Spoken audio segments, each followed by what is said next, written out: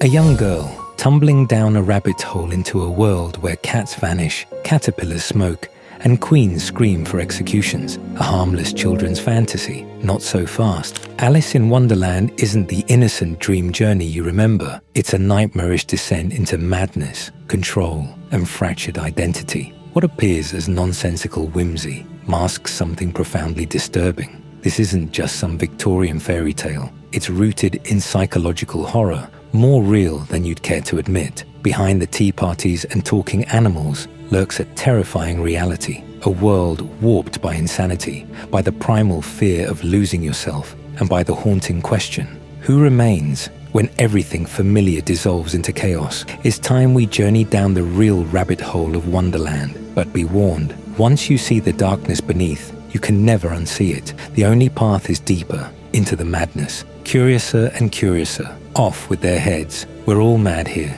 and now you'll understand why. Before we plunge into the madness of Wonderland, we must first confront its architect, Charles Lutwidge Dodgson, a name history remembers better as Lewis Carroll. Born in 1832 in Cheshire, England, Carroll lived a life of fascinating contradictions. The precise mathematician who created chaotic fantasy, the stammering lecturer with a logical mind, who birthed illogical worlds. Yet behind his Victorian propriety lurked something far more complex than his whimsical tales suggest. His masterpiece, Alice's Adventures in Wonderland, published in 1865, wasn't merely conjured from imagination. It grew from his peculiar relationship with Alice Liddell, the 10-year-old daughter of Oxford's Christ Church dean. Carroll's fascination with Alice and her sisters manifested in countless hours of storytelling during boat trips and garden walks. One such tale eventually becoming the foundation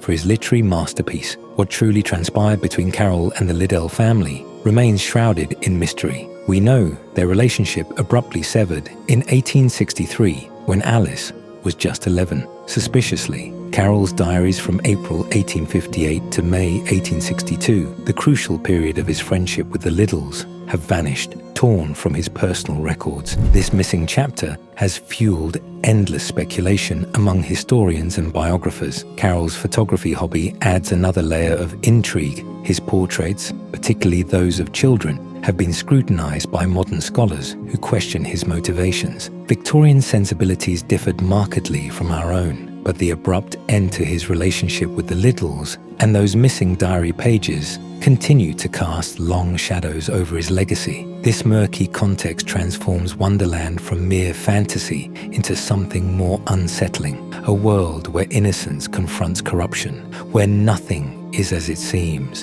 and where the line between imagination and obsession blurs beyond recognition. Every story has a threshold moment, that decision that changes everything. For Alice, it's the instant she abandons Victorian propriety to chase a peculiar white rabbit, wearing formal attire, consulting his pocket watch. This seemingly innocent choice plunges her into the abyss, transforming her orderly world into chaos. The White Rabbit isn't merely a quirky character. He's the bait that lures Alice away from safety, the catalyst that triggers her descent into madness. With his frantic cries of, oh dear, I shall be late," and his obsessive time-checking, the White Rabbit embodies something far more sinister than mere tardiness. He represents the crushing weight of Victorian social expectations, the suffocating pressure to conform, to perform, to maintain appearances at all costs. His panic mirrors the collective anxiety of an era where one's worth was measured by punctuality and following rigid social protocols. Look deeper and you'll see a creature trapped in perpetual terror. The White Rabbit doesn't run because he chooses to. He runs because he must. He's a prisoner to unseen masters, to unforgiving schedules, to the relentless march of time itself. His freedom, an illusion. He scurries through Wonderland not as its master, but as its most pathetic slave. His pocket watch isn't a tool, it's his shackle. This character serves as Carroll's damning critique of Victorian society's obsession with order and hierarchy. The White Rabbit's constant fear of punishment from the Queen. Oh, the Duchess, the Duchess. Oh, won't she be savage if I've kept her waiting? reveals the psychological torture of living under authoritarian rule. He's not just late, he's broken, a creature whose entire existence has been reduced to servitude and fear. In Wonderland's twisted logic, the White Rabbit becomes both a warning and a prophecy. He shows us how easily we surrender our freedom to invisible clocks, how readily we become prisoners to schedules and expectations. His frantic race leads nowhere. The faster he runs, the more lost he becomes, trapped in an endless cycle of panic and submission. In this nightmare realm, it's never about reaching your destination. It's about what the journey strips from you along the way. In this story's distorted reality, no encounter cuts deeper than Alice's confrontation with the caterpillar, lounging atop his mushroom throne, engulfed in narcotic smoke. This creature appears, at first, like just another bizarre denizen of this mad world. But then, he delivers 3 words that shatter Alice's composure. Who are you? This isn't mere conversation. It's an existential assault, one that forces Alice to confront her most primal fear, that she has lost herself entirely in this twisted landscape. The brilliance of this moment lies in its brutal simplicity. Alice stammers, I hardly know, sir, just at present. At least I know who I was when I got up this morning, but I think I must have been changed several times since then. Her response reveals the terrifying truth. Identity isn't fixed, but fluid, constantly morphing beyond our control. In Wonderland, as in life, who we are can dissolve in an instant. Alice's physical transformations, growing grotesquely tall, shrinking to the size of an insect, serve as visceral metaphors for the violent psychological changes we're forced to endure throughout life. Her body betrays her again and again, stretching and contracting without warning or consent. This isn't just fantasy. It's Carroll's dark commentary on how society warps us to fit its molds. We're constantly made to feel too big, too small, too much, not enough, rarely just right in our own skin. The caterpillar himself embodies this cruel paradox. He demands Alice define herself while perched atop a hallucinogenic mushroom, a living symbol of altered perception and radical transformation.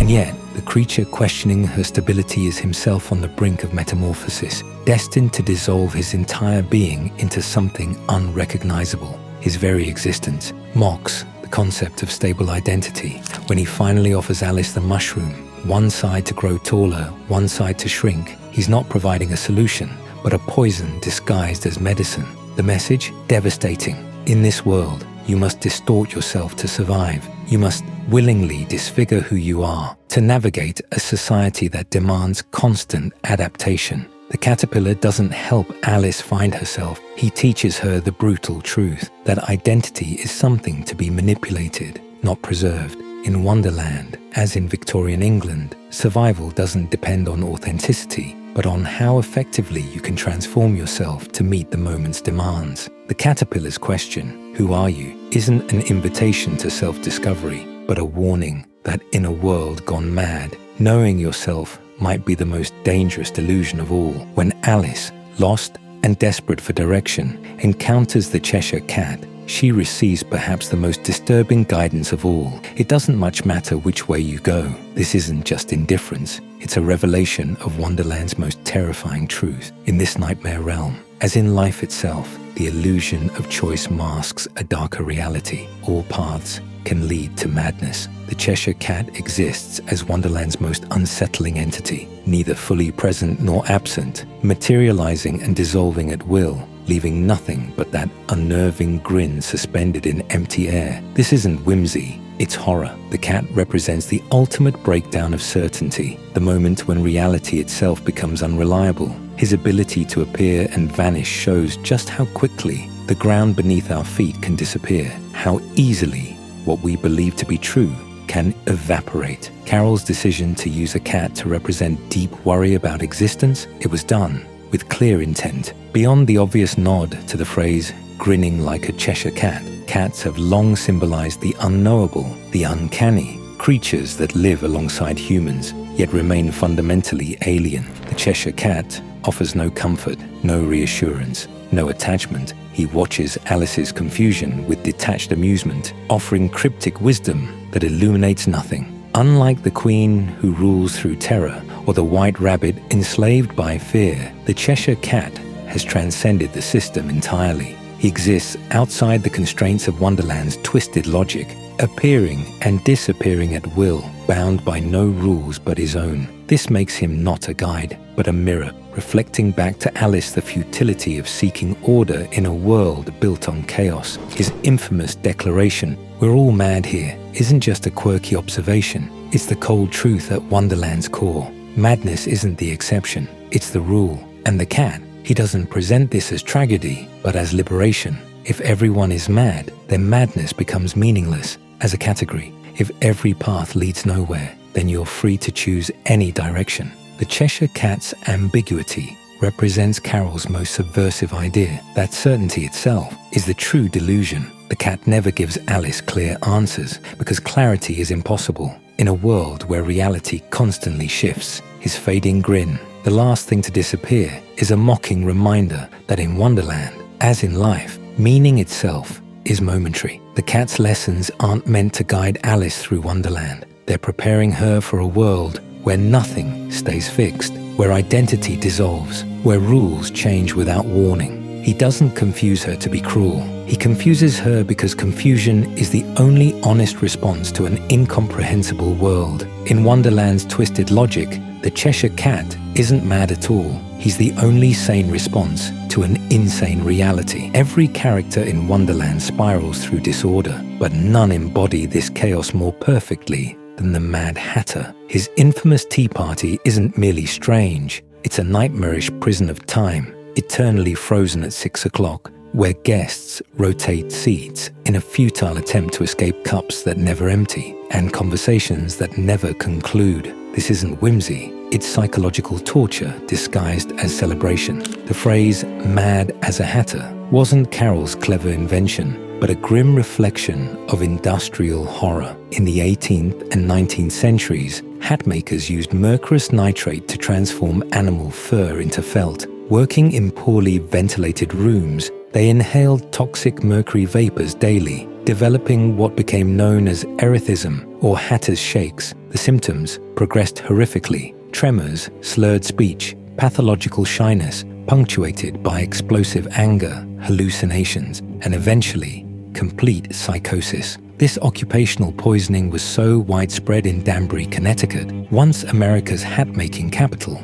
that the neurological symptoms became locally known as the Danbury Shakes. And despite the known dangers, American hat makers kept using mercury until 1941. Not because of health concerns, but because mercury was needed for World War II detonators. The industry sacrificed human minds for profit, creating generations of broken people. The Hatter's eternal tea time represents more than madness. It's Carroll's devastating critique of industrial capitalism. The Hatter didn't choose his madness. It was inflicted upon him by an industry that knowingly poisoned its workers. His nonsensical riddles and mood swings aren't comedic quirks, they're symptoms of neurological damage. The broken clock. It symbolizes how mercury poisoning fractures one's perception of reality. Time itself becomes meaningless. When your brain is being systematically destroyed, what appears as rebellion against societal norms is actually the helpless thrashing of a damaged mind. The Hatter's freedom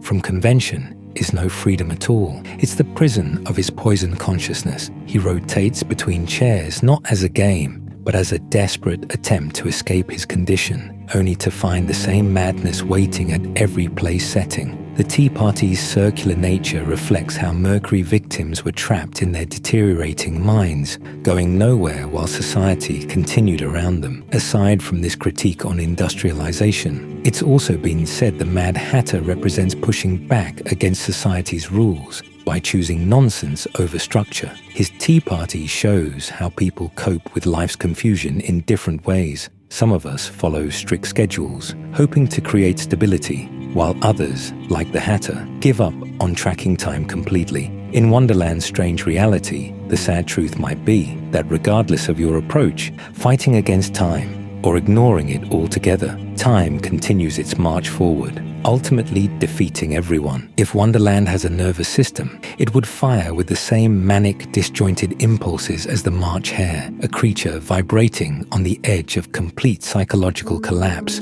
When Alice encounters him at the infamous tea party, she witnesses not merely eccentricity, but a being consumed by uncontrollable anxiety. His every movement, a spasm of fear. His every word, a fragment of broken thought. Carroll didn't invent the March hare's madness. He drew it from nature itself.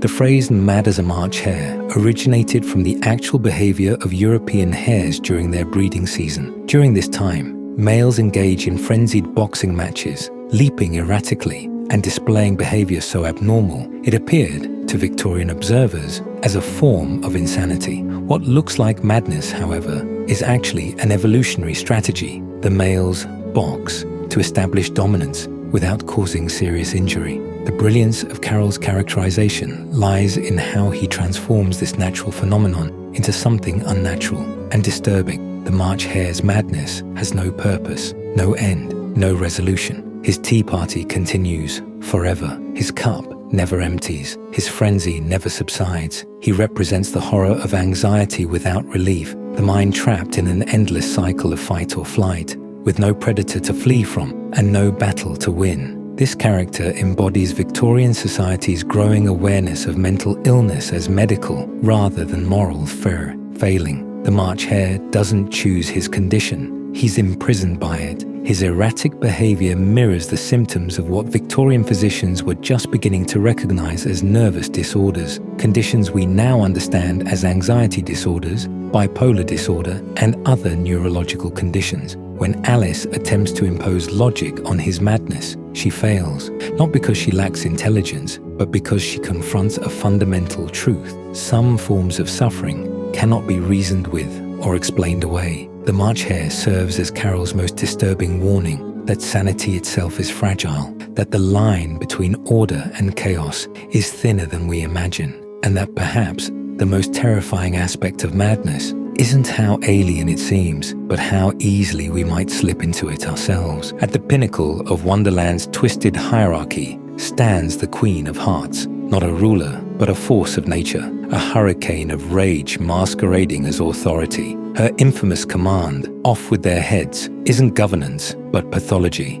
a reflexive response to any challenge, real or imagined. Her power, it's not built on respect, but on the collective fear of her subjects. Carroll's Queen represents power in its most primitive form, raw, unfiltered dominance without purpose or principle. She embodies what political philosophers call naked power, authority stripped of legitimacy, justice, or moral foundation. Her rule isn't merely unjust, it's nonsensical. She orders executions that never happen, commands games that cannot be won, and demands respect she hasn't earned. The Queen's kingdom operates as a psychological horror show, a realm where reality warps to accommodate her delusions. When she orders roses painted red because she planted white ones by mistake, we witness the ultimate corruption of truth. Rather than acknowledge error, she forces reality itself to conform to her preferences. It's a devastating portrait of how authoritarian systems distort reality, creating elaborate fictions that subjects must pretend to believe or face destruction. Her infamous croquet game serves as Carroll's most scathing political satire. The flamingo mallets struggle and twist in players' hands, the hedgehog balls roll wherever they choose, and the card soldier wickets constantly reposition themselves. This isn't just chaotic, it's a perfect metaphor for life under tyranny. A game where the rules constantly change, success is impossible, and punishment inevitable. Players don't participate willingly, but from terror, pretending to enjoy what amounts to elaborate psychological torture. When Alice finally confronts the Queen, declaring, "You're nothing but a pack of cards," the entire court collapses. That moment reveals the truth about all systems built on fear. They maintain their power only through collective delusion.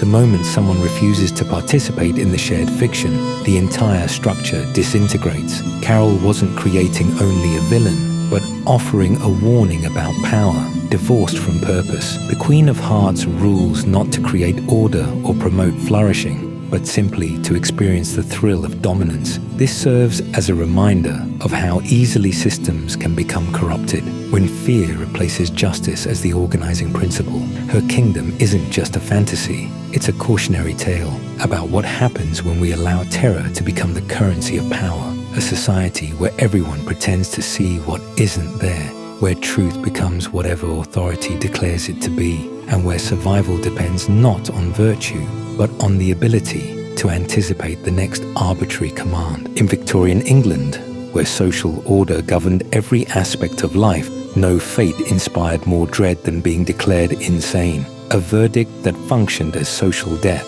Madness wasn't merely seen as illness, but as moral failure and spiritual corruption.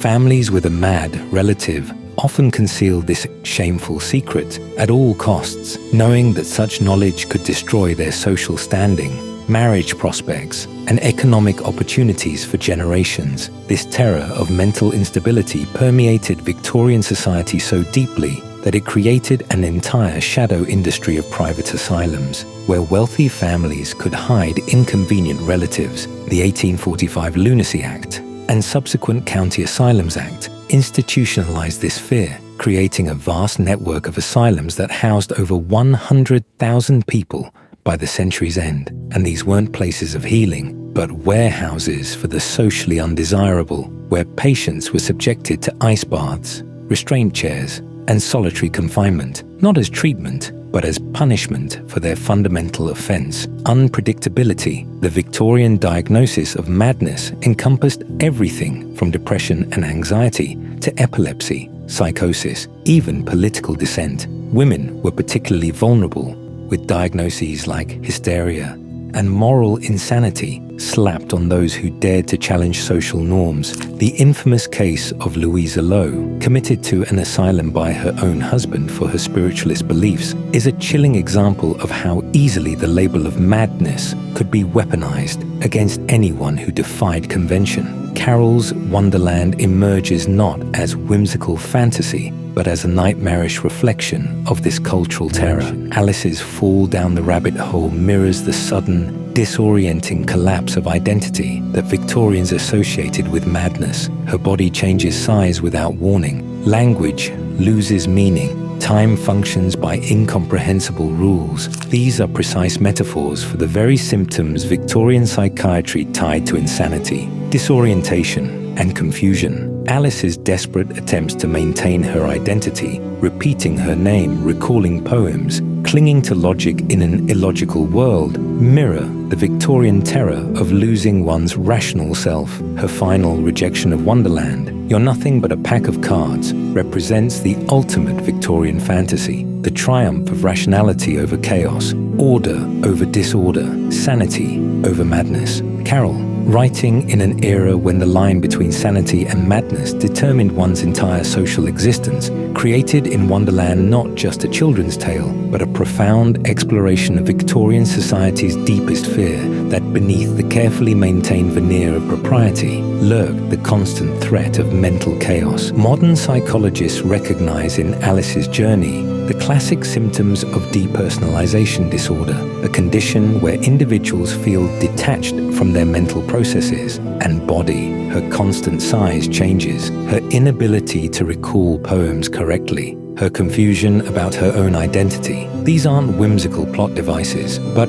precise depictions of dissociative symptoms. "I can't explain myself, sir," Alice tells the caterpillar, "because I'm not myself, you see." This isn't childish confusion. It's an existential crisis. Carroll's genius lies in disguising this psychological horror as children's literature. When Alice declares, "It's no use going back to yesterday, because I was a different person then," she articulates the terrifying fluidity of identity that Victorian society desperately denied. In an era obsessed with fixed social roles, Alice's unstable self represented the ultimate nightmare, a person who cannot be categorized or contained. The story's true power emerges when we recognize that Wonderland isn't separate from our world, but a distorted reflection of it. The absurd rules, the punishment without crime, the constant demand to change oneself to fit external expectations. These aren't fantasy elements, but exaggerated versions of the social pressures Alice would face in Victorian England. Alice's final rejection of Wonderland represents not escape, but awakening. She doesn't just return to the real world, she returns transformed, having learned that reality itself is constructed and that authority is often forced. Her journey isn't about growing up, it's about growing aware, recognizing the madness inherent in supposedly sane systems of control. This explains why Alice in Wonderland continues to resonate across cultures and generations. It's not just a story about a girl in a strange land, it's about the universal human experience of trying to maintain a coherent self in a world that constantly threatens to fragment it. When Alice finally asks, "Who in the world am I?" she poses the question that haunts us all, a question that becomes more urgent, not less, as we navigate our increasingly nonsensical reality. Thank you for joining me on another buried tale. If you've made it this far and enjoyed the video, don't forget to leave a like. It really helps spread the word about the channel, and subscribe to be part of our growing community of buried tales. Who's your favorite character from Wonderland? That feels most like you. And if you had the chance to visit any part of Wonderland, where would you go? Share your thoughts in the comments section. Join us next time for another unearthing. And never forget, the darkest tales are always buried.